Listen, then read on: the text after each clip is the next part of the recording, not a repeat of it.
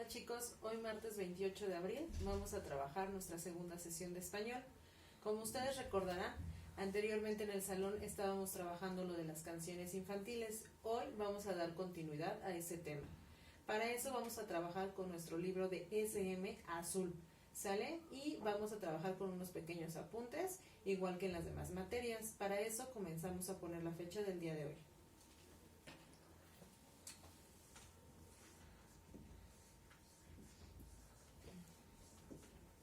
Ciudad de México, a 28 de abril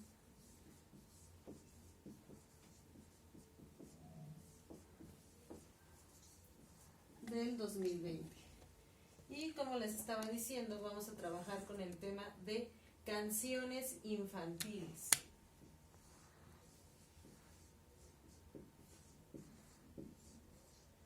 Canciones infantiles.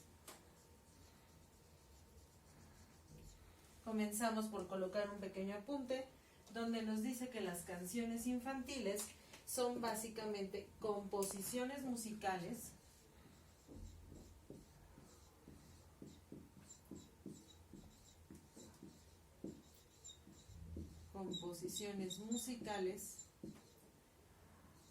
que son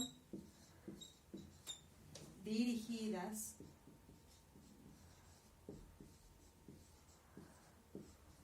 para niños.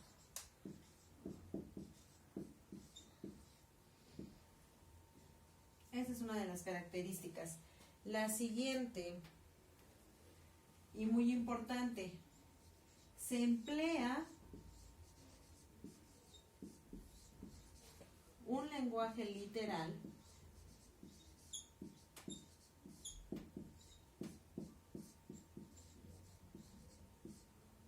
o un lenguaje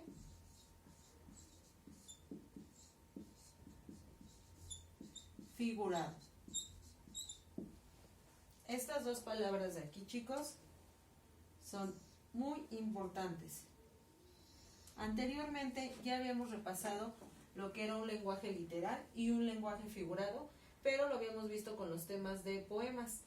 Con todo lo que tenía que ver con poesía, ahí también se implica un lenguaje literal o figurado, pero en este caso vamos a recordarlo de manera más detallada.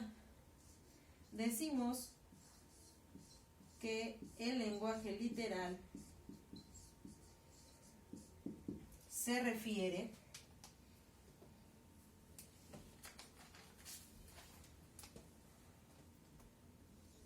a un lenguaje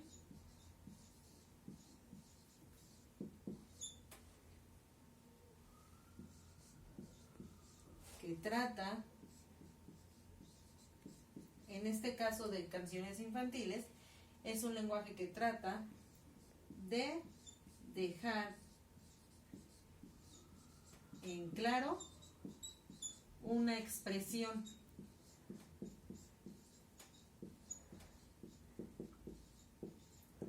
Y referente a lo que es un lenguaje figurado,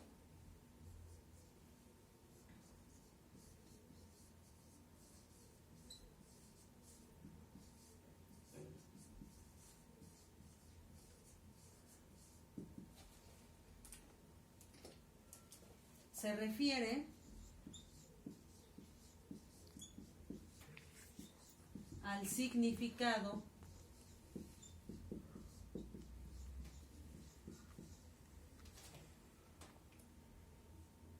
de ciertas palabras o expresiones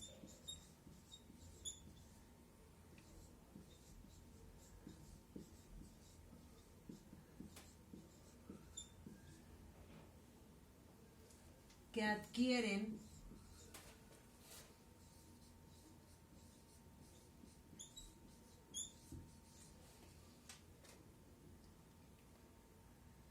otro significado.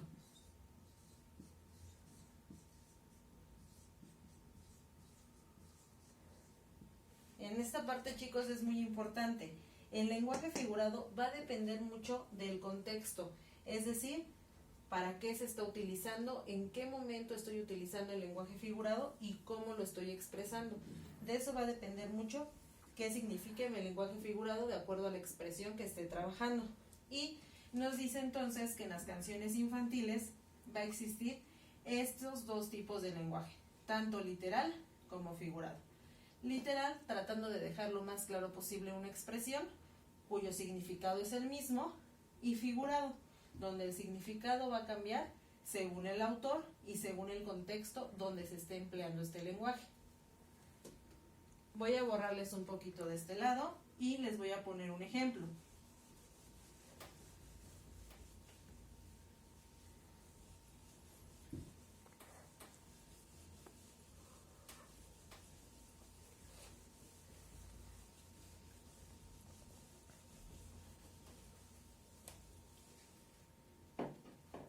Ejemplo.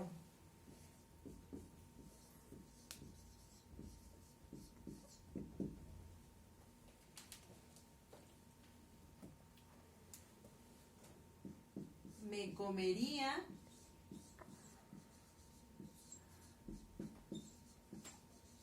una vaca entera. ¿Qué tipo de lenguaje estaríamos empleando aquí? Según lo que vimos anteriormente. Efectivamente, en este tipo de expresión estoy empleando un lenguaje figurado, porque lógicamente no es posible comerse una vaca entera. Simplemente se trata de un lenguaje figurado, cuyo significado es el siguiente. Tiene como significado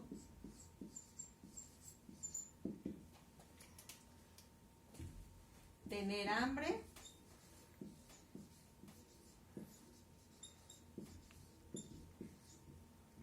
o estar hambriento.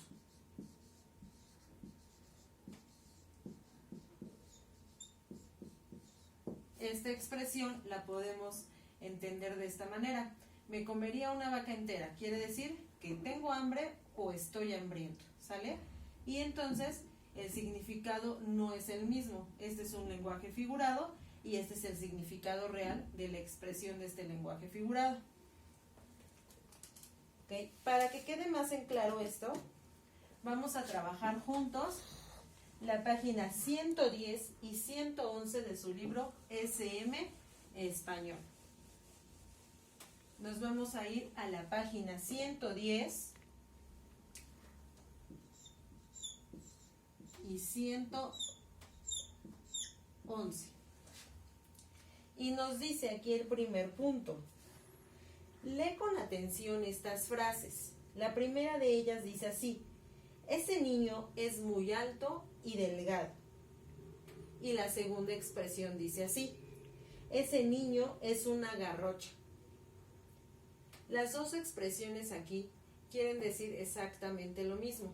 Estamos tratando de decir que el niño es demasiado alto, solamente que en la primera estamos empleando un lenguaje literal, es decir, no estamos empleando otro significado, y en la segunda se trata de un lenguaje figurado.